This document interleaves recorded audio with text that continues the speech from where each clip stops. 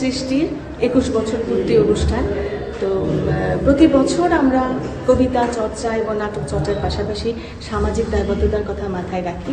এই বছরও আমরা তাই করলাম।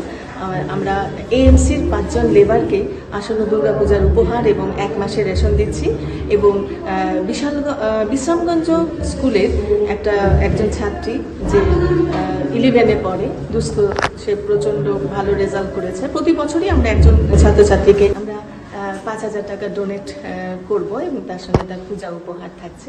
এছাড়া আমাদের রাজ্যের 2 জন গুণী শিল্পী অজন্তা বর্ধন রায় এবং পুষ্পিতা চক্রবর্তী, তাদের দুজনকে আমরা সৃষ্টি সম্মান প্রদান করছি।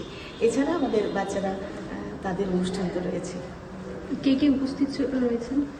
আমাদের এখানে গেস্ট হিসাবে আছেন কুমার শঙ্কর পাল, বিশিষ্ট শিল্পী, সুব্রত চক্রবর্তী, ভাইস চেয়ারম্যান, তারপর সাংস্কৃতিক উপদেষ্টা।